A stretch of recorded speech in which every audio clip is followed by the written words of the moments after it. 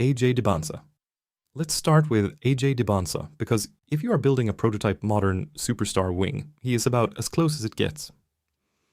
Babcock Hoops moved Dybantsa to number 1 on its March big board, while other major boards still keep him right in that same top tier. He finished his freshman season at BYU averaging about 25.5 points, 6.8 rebounds, and 3.7 assists, and in his NCAA tournament debut, he dropped 35 points and 10 rebounds, which was widely treated as proof that the moment is not too big for him. He also made AP First Team All-America, which is absurd for a freshman wing. What makes Dybantsa so dangerous is that his scoring package already feels professional. He's not just athletic, he's not just tall, he's a polished scorer with footwork, body control, balance, shot creation, and the ability to get into different gears. He can rise up over smaller defenders, attack closeouts, finish through contact, and create difficult shots that most college players cannot even attempt, let alone make. When he gets to his spots, it looks like a future NBA first option.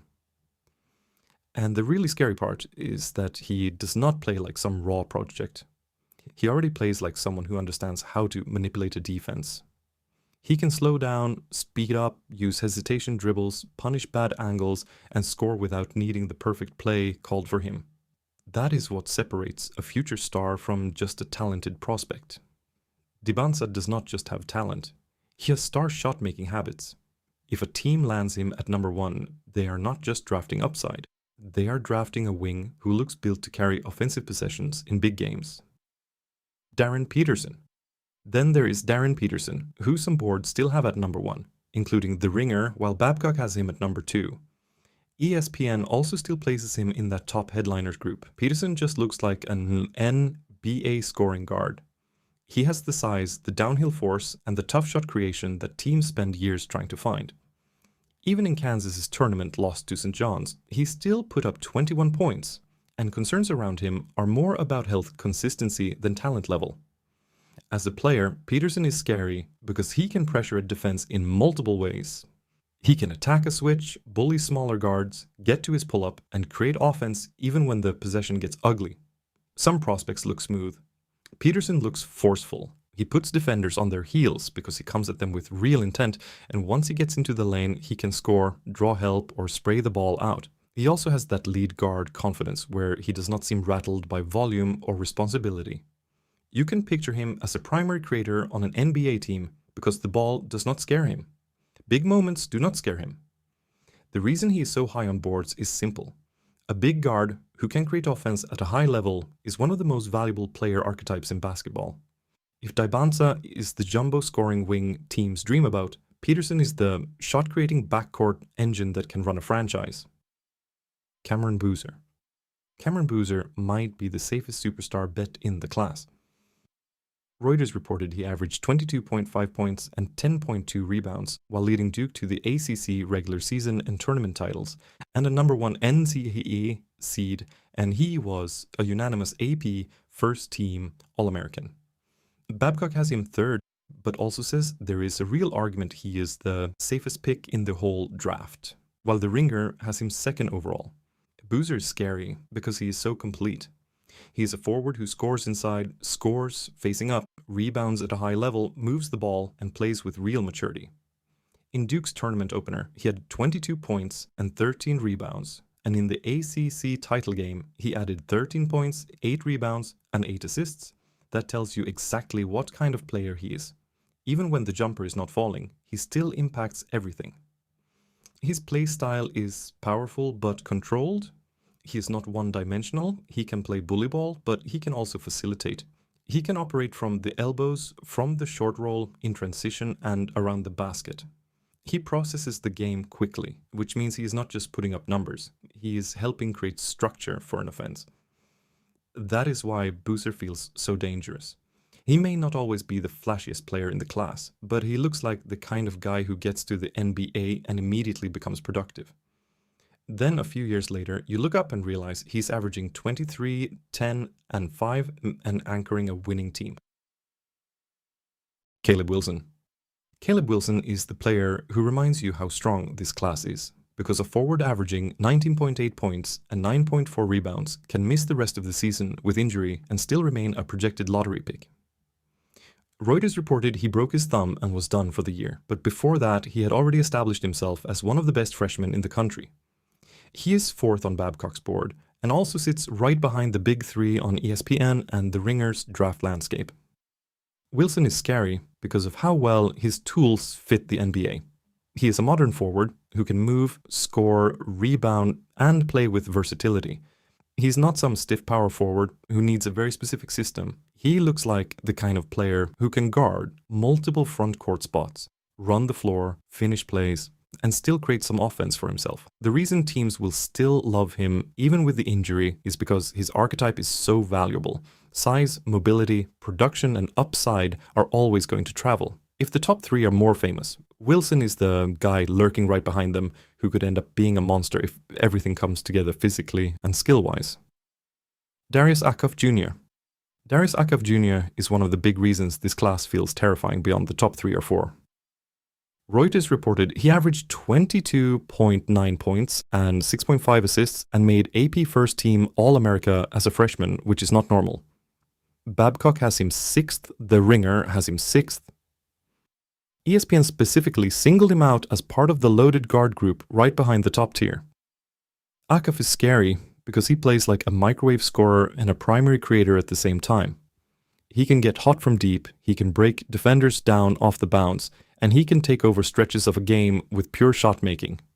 In March alone, Reuters highlighted 37 points against Oklahoma and 36 points against High Point.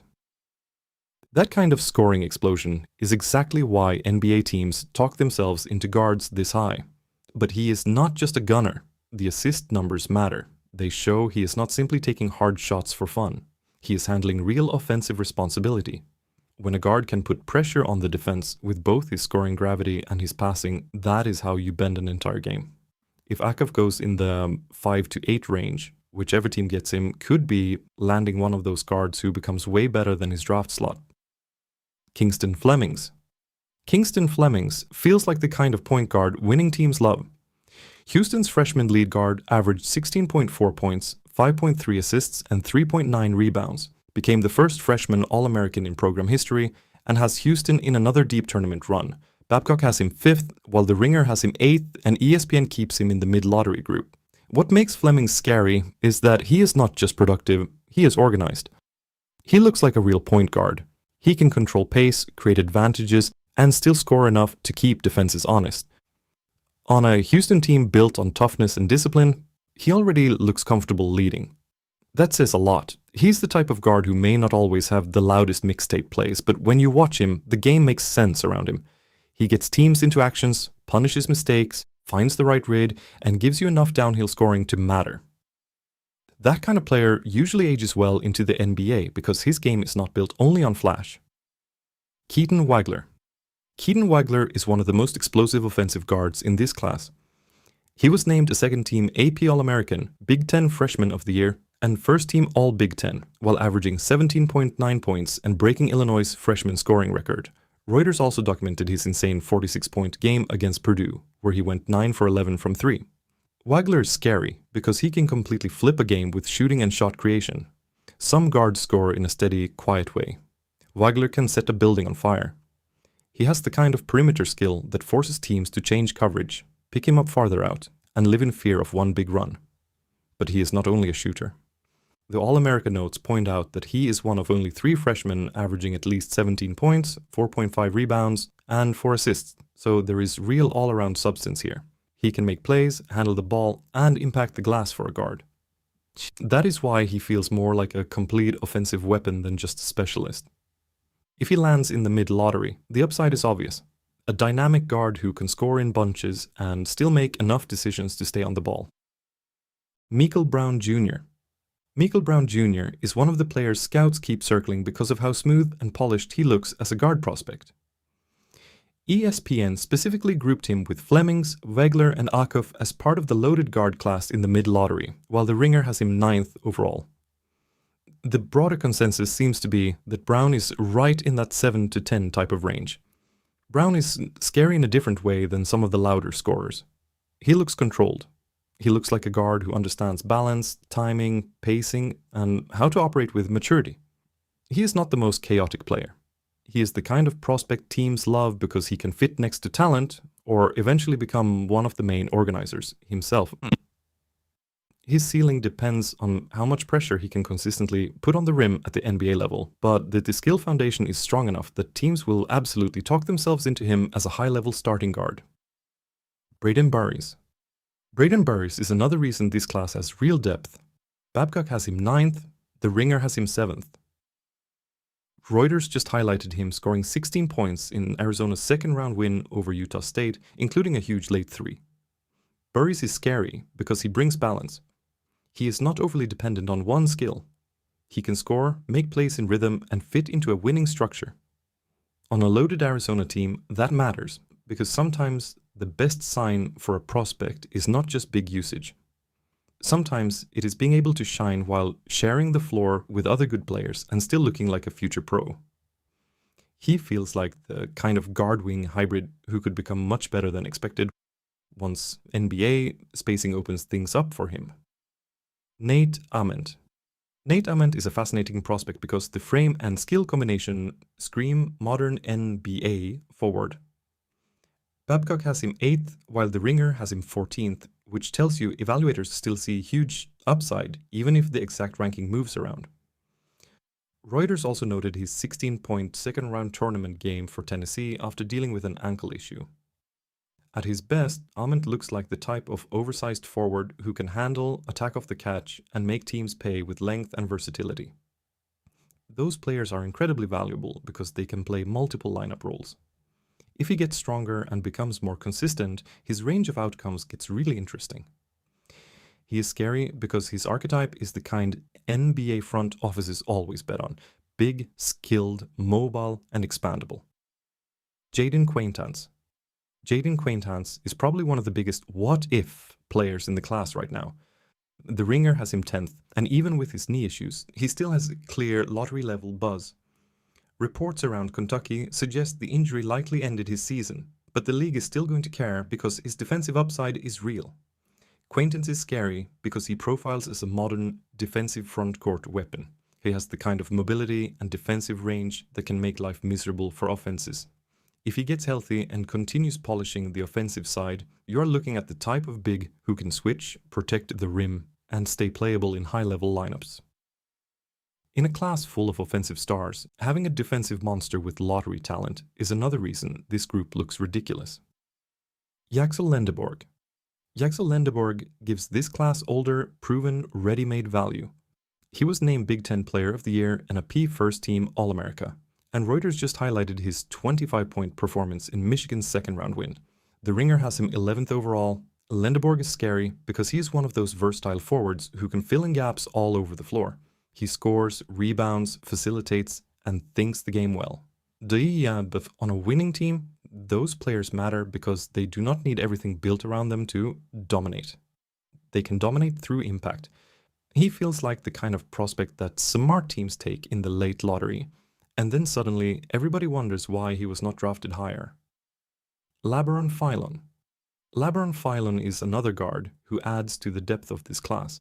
The Ringer has him 12th, and he has real postseason momentum after scoring 29 points, 8 rebounds, 7 assists, and 3 steals against Hofstra, then following it with a career-high 12 assists against Texas Tech. He also made AP third-team All-America. Philon is scary because he gives you a blend of scoring punch and real playmaking juice. When guards can both create for themselves and rack up assists at a high level, they become hard to scheme against. He has the kind of late-season surge that can send a player flying upboards. And in a weaker class, he might be discussed as one of the more exciting guard